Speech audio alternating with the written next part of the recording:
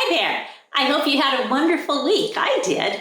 And this week we completed chapter 2 in Discovering Joy in Philippians, and I'm eager to hear how that went in the comments later. So this week I thought we would cover Philippians 1 verse 21. It's one of the chapters one of the verses we're going to be looking at in chapter 3. In it, Paul says, "For to me, to live is Christ and to die is gain." Now I want to tell you about a woman in my life who epitomized that verse more than anybody else I've ever known, and that is Clay's mom, Ray.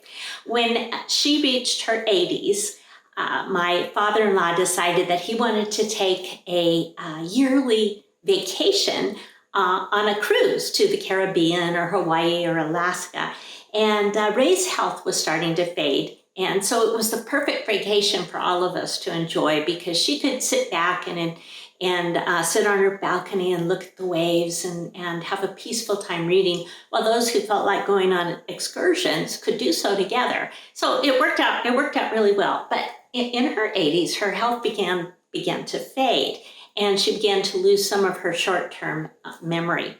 On the last cruise that she went with us, the attendants at the cruise ship insisted that she have a wheelchair, and they provided one for her because she was having a little trouble getting around.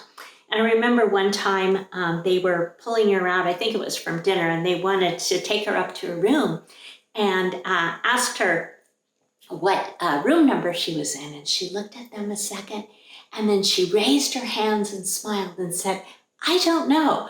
All I know is that I love Jesus." And I was so impressed with her.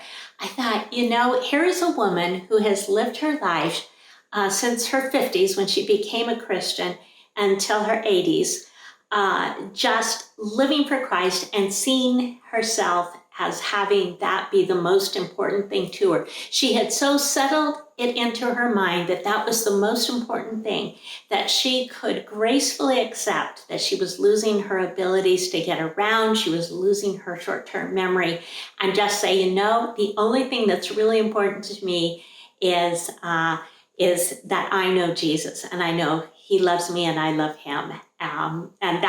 Which was a beautiful testimony to the people around too. They were really touched by her, as were all of us.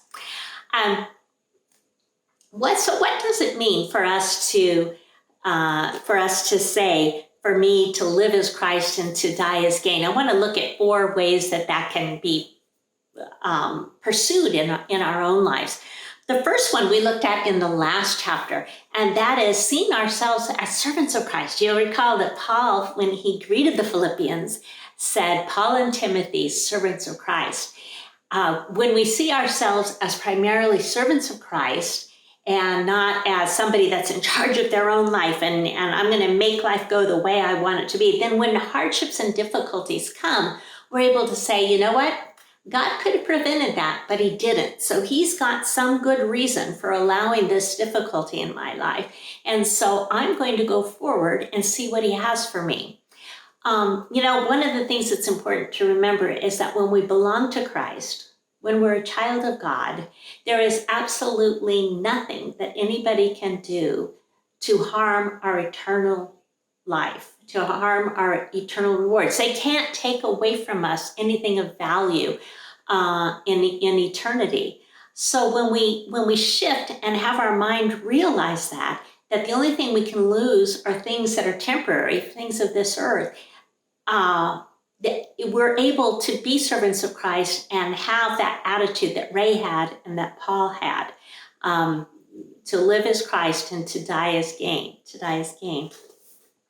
The second thing that we can do to be sure that we're living in that way that Paul lived with the attitude of to live as Christ, is to be sure that our lives exalt Christ. Now that, of course, was what Ray did when she couldn't remember her room number or other things that people might ask her, and she'd say, "All I know is that I love Jesus."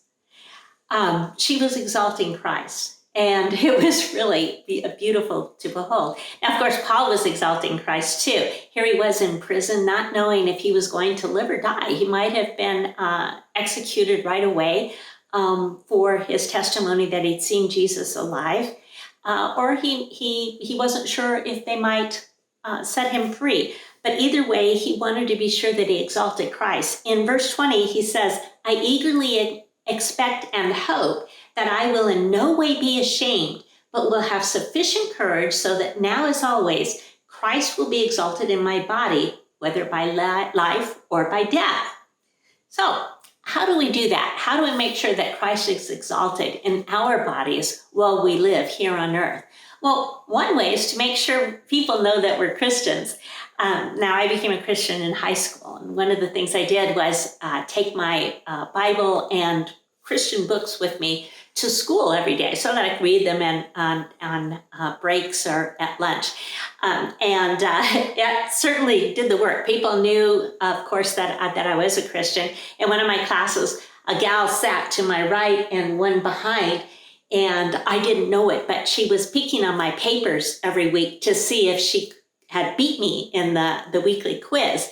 And one day she says, tell me, what's your score? And I told her, and I hadn't missed any questions. She says, oh, I thought I finally beat you. She says, I got a perfect score too. She said, I wanted to ask you, why are you carrying those books around?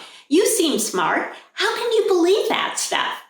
And we had a wonderful opportunity there where we ended up spending a lot of time together, and I explained to her evidence for Christianity, and she eventually turned her life over to Christ, which was really, it took a long time, but it was really a wonderful thing to see. She had been raised in an atheist family and thinking that Christianity was just for people that weren't very smart. So she was pleased to find out that there was evidence, and that was a nice way to easily introduce that I was a Christian and a follower of Christ. Wearing crosses can do that. I often brought my Bible into work so that I could read it during my lunch period. Or if somebody had a question, about it, it would often spark conversation. So there's lots of ways in which we can make sure that people do know that we are Christians. Now, obviously, sometimes that does result in people being upset. Sometimes people are unhappy about the message of Christ and will say so and will criticize Christianity. And of course, I've run into that, as I'm sure a lot of you have as well. And but that gives us an opportunity to share the gospel one more time. And if it ends up that things go badly on it, well, Jesus says in that case, if you're persecuted because of him, then rejoice, because that means your reward in heaven is going to be great. So that's something to be joyful over. It's an opportunity to serve Jesus, even in hardship and loss. So we exalt Christ when we are making sure that people know that we belong to him, when we're sharing the gospel, and when we live in such a way that we show that our eyes are set on eternity. We're not placing all our eggs in the basket of having the life here that we think will exalt us here on earth, but rather we're looking towards the kingdom of heaven. A third thing that we can do for living for Christ is to labor fruitfully. Paul writes, if I am to go on living in the body, this will mean fruitful labor for me. So his whole idea is, you know what, to go and depart and be with Christ, yeah, that's far better. But you know what, God may want me to live here a little bit longer, so I'll have fruitful labor. Well, fruitful labor, what does that mean? That means a couple of things. One, so he'll have the opportunity to spread the gospel further. And that's all of our duty before God, is to be able to tell others as we run into family members and co-workers and the people that we meet anywhere we go, being able to share the gospel. That's one way. But there's a second way as well. You may not know it, but God gives every one of his children gifts. That is talent, something that we can do for the kingdom.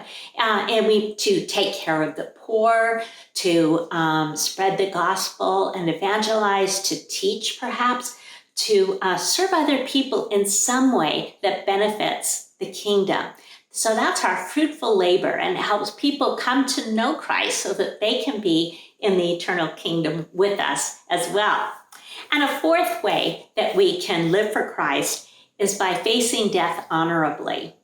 Paul wrote in verse 23 of chapter 1, I desire to depart and be with Christ, which is better by far. And that's something we have to be certain of. A lot of Christians are afraid of heaven. They've heard what the world says about heaven. It's all white, and you're not going to have anything to do except sit on a cloud and strum a harp. You'll be bored out of your mind. And those things cause a lot of Christians to wonder, gee, is heaven really going to be worth it? Well, I've written several blog posts on heaven, and you can go ahead and I'll put links to them here down below with the comments. But just to let you know, heaven is jewel tone, if nothing else, full of color. There are mighty warrior angels. There are really interesting creatures like none we've ever seen here on earth. And we'll be reigning with Christ, not just sitting there strumming harps. There's going to be a lot to do, and it's going to be a wonderful, wonderful place with no evil, with no temptations and no evil. So find out now what heaven is like. I'll give you several links for you to look into if that's something you'd like to find out more about. And then face death honorably, just like Paul did.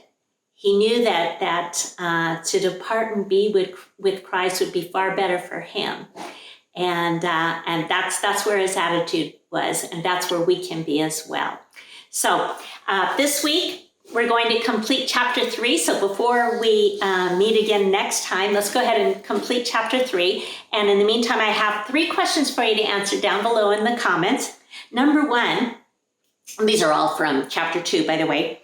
Number 1, how does choosing to see yourself as a servant of Christ rather than a victim of injustice affect your attitude? That's something we talked about on page 34. So go ahead and answer that, please. Number 2, how does remembering that you have peace with God and stand in his grace affect you today? And finally, number 3, which of the joy-building activities that you did last week and are continuing through this week brought you the most joy this week, and why? So answer those questions, please, down in the comments, and I look forward to reading your answers and seeing you again next week. Thank you.